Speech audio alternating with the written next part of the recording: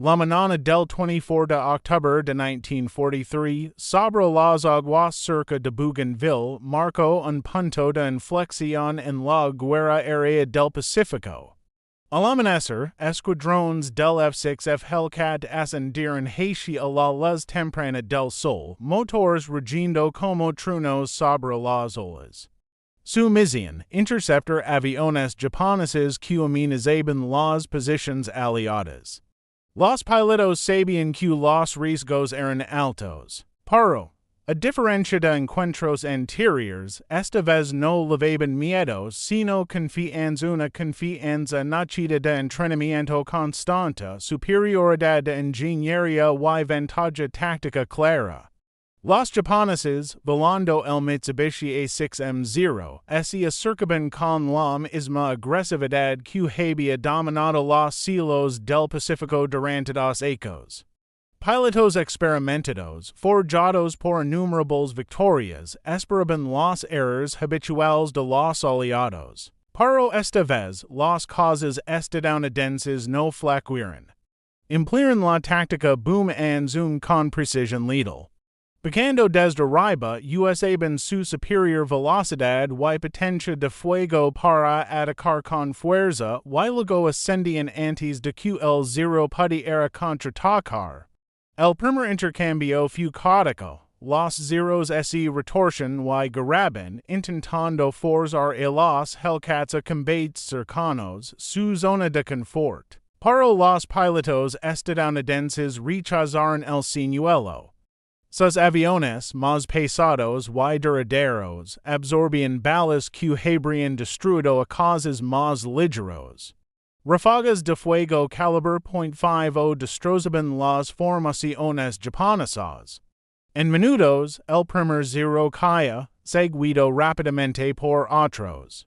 Los pilotos que antes dominaban los cielos ahora enfrentaban una dura realidad. El Hellcat estaba diseñado para explotar cada una de sus ventajas. Los informes de la batalla sorprendieron al mando estadounidense.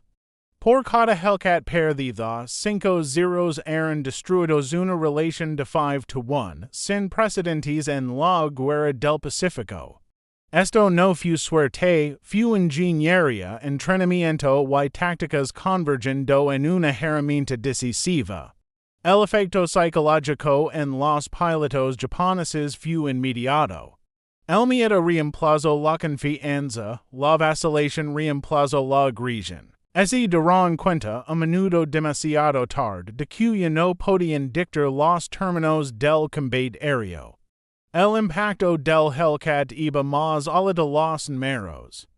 Su construcción robusta permitía a los pilotos sobrevivir impactos que habrían derribado un zero al instante. Los tanques de combustible autocelantes prevenían incendios catastróficos mientras que el blindage del cockpit protegía al piloto. Los aviadores estadounidenses, antes cautelosos, ahora volaban con audacia calculada, confiados en su supervivencia incluso cuando cometen errores. Mientras tanto, los zeros, despejados de blindage para mantener agilidad, se convertían en blancos frágiles. A comienzos de 1944, el Hellcat se había convertido en la columna vertebral de la aviación naval estadounidense. Las cubiertas de los portaaviones estaban llenas de estos poderosos aviones y los escuadrones entrenaban para aprovechar cada aspecto del diseño del avión. Su éxito no se limitaba a combates individuals, sino a la desgaste constante y presión implacable.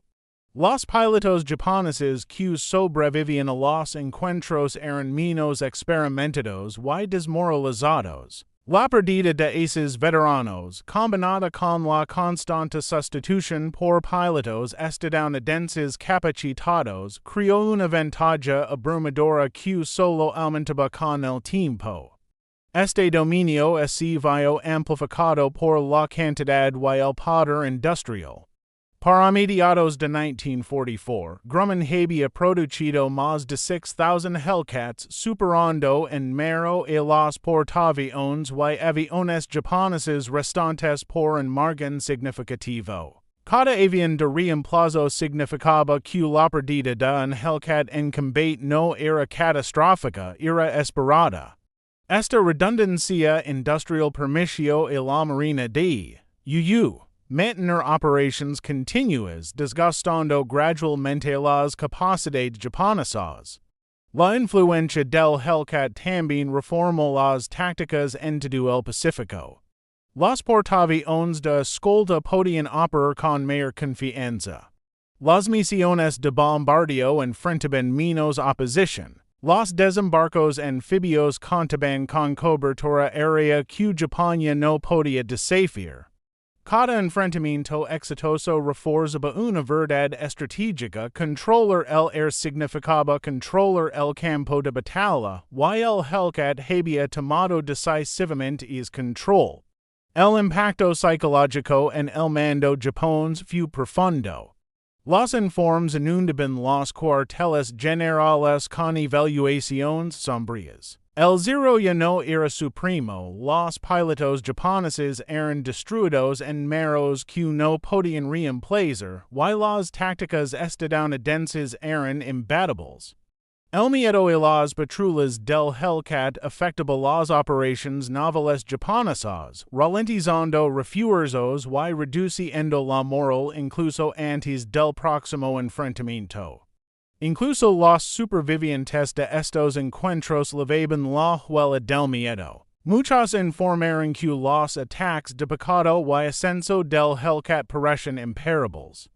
Su potente fuego permitía a los pilotos atacar a voluntad. Su blindage y velocidad habilitaban tácticas agresivas que dejaban a los pilotos japoneses en desventaja.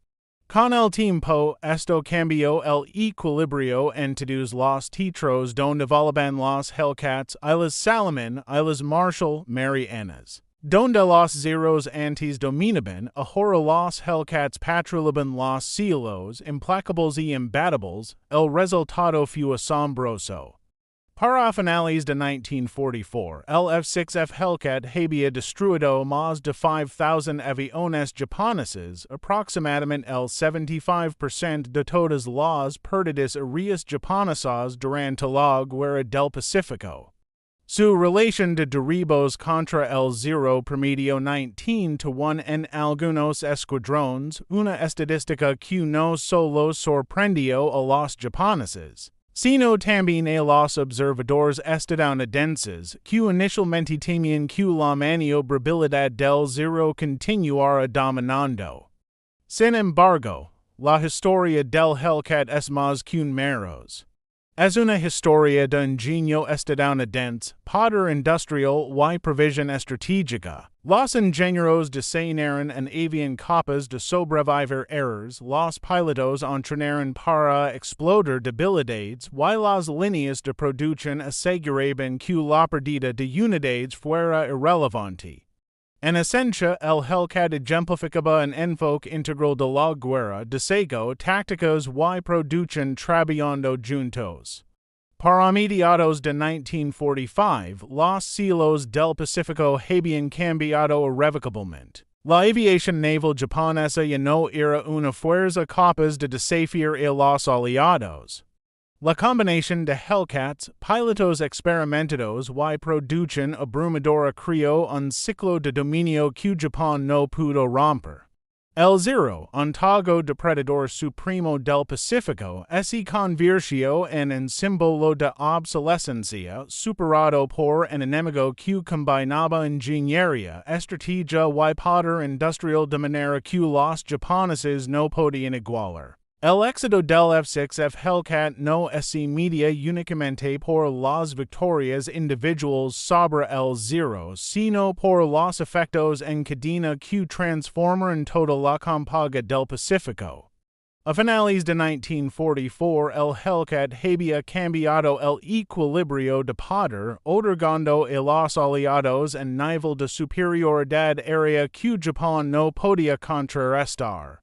Controller los cielos significaba controller el mar y, en última instancia, controller el campo de batalla. Las operaciones de portaaviones antes peligrosas y disputadas avanzaban ahora con confianza.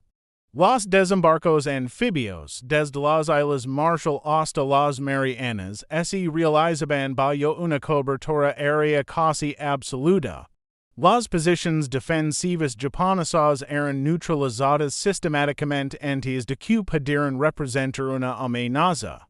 Esta libertad operativa era una consecuencia directa de la superioridad abrumadora del Hellcat. Los pilotos podían atacar, retirarse y volver a atacar sin temer a ser interceptados, una capacidad que desmoralizaba las fuerzas japonesas y hacía ineficaces las estrategias defensivas tradicionales. El impacto psicológico sobre los pilotos y comandantes japoneses fue enorme. Los aces veteranos que una vez dominaron los cielos se perdieron en meros impactantes. Los supervivientes enfrentaban una presión constante de una máquina que no podían superar en maniobrabilidad en potencia de fuego. Los informes del cuartel general japonés detallan en miedo casi paralizante. Las formaciones dudaban, los ataques flaqueaban y la moral de los escuadrones enteros se erosionaba. De muchas maneras, el Hellcat se convirtió tanto en un arma de intimidación como en una herramienta de destrucción. Este dominio también permitió a los estrategas estadounidenses ampliar los límites de la planificación operativa. La capacidad de confiar en la superioridad aérea significaba que las operaciones navales y terrestres podían coordinarse con una precisión sin precedentes. Las líneas de suministro estaban protegidas de interferencias enemigas. Los movimientos de tropas podían ejecutarse sin la constante amenaza de ataques aéreos. La combinación de libertad táctica y respaldo industrial, Hellcat saliendo sin fin de las líneas de producción, aseguraba que la pérdida de unidades nunca fuera un factor limitante para los aliados. La filosofía de diseño del Hellcat ofrece una lección crucial en pensamiento sistémico. A diferencia del zero que priorizaba la maniobrabilidad sobre la supervivencia, el Hellcat equilibraba velocidad, potencia de fuego, durabilidad y protección del piloto. Aprovechaba la capacidad industrial para mantener la superioridad numérica y la combinaba con una doctrina táctica que explotaba las debilidades del enemigo. La sinergia entre diseño, producción y despliegue ejemplificaba en enfoque moderno de la guerra. La victoria no se determinaba únicamente en combate, sino en preparación y previsión. En paralelos modernos, consideramos como las potencias militares contemporáneas enfatizan los sistemas no tripulados, las municiones guiadas de precisión y las operaciones en red. Los principios establecidos por el Hellcat siguen siendo relevantes. La superioridad tecnológica combinada con la doctrina operativa y la resiliencia logística puede inclinar decisivamente la balanza de poder. Así como el Hellcat volvió obsoletos a los zeros, las innovaciones modernas pueden dar anticuadas clases enteras de armas o estrategias si la adaptación falla. El Hellcat también demostró la importancia del factor humano en la guerra. Las máquinas superiores solo son efectivas en manos de operadores bien entrenados y confiados. Los pilotos estadounidenses, respaldados por programas rigurosos de entrenamiento y la competición de experiencia entre escuadrones, maximizaron las capacidades de la aeronave.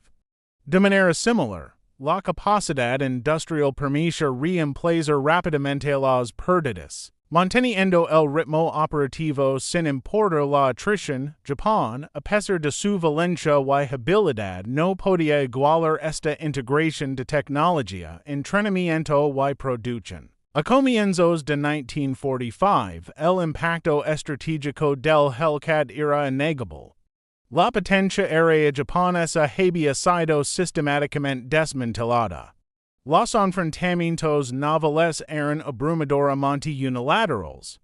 Cada combate reforzaba una verdad crítica, la superioridad aérea respaldada por la escala industrial y la planificación estratégica determina el resultado de la guerra moderna. El zero ya no era un símbolo de la destreza japonesa.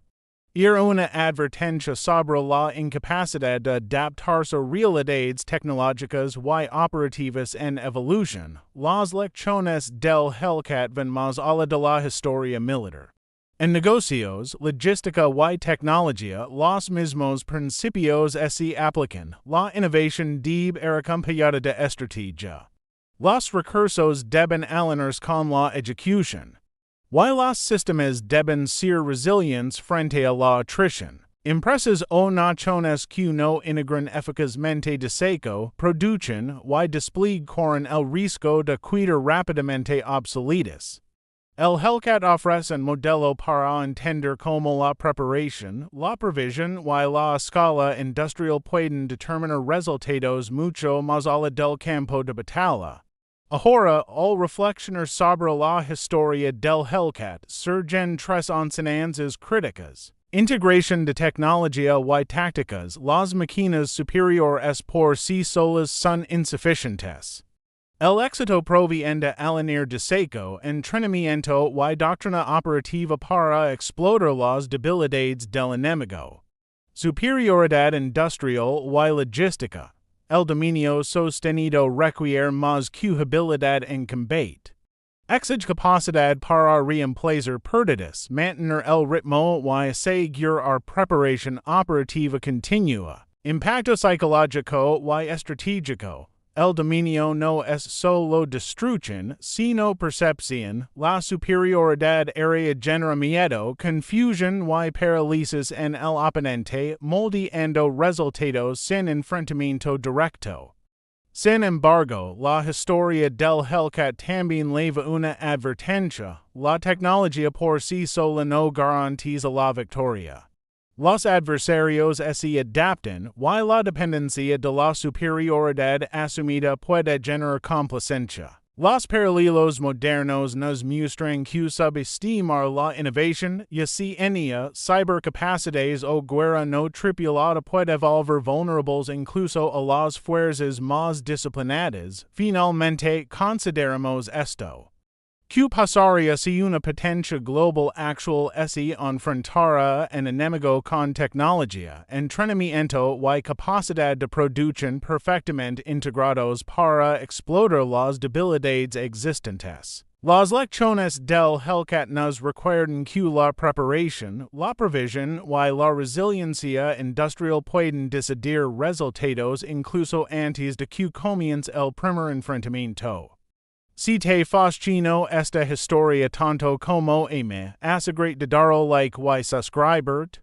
Comparte este video con alguien que ama la historia militar, la aviación o las historias de genio estratégico. Y recuerda, la historia es más que fechas y nombres. Es una guía para entender cómo la preparación y la innovación pueden cambiar el mundo.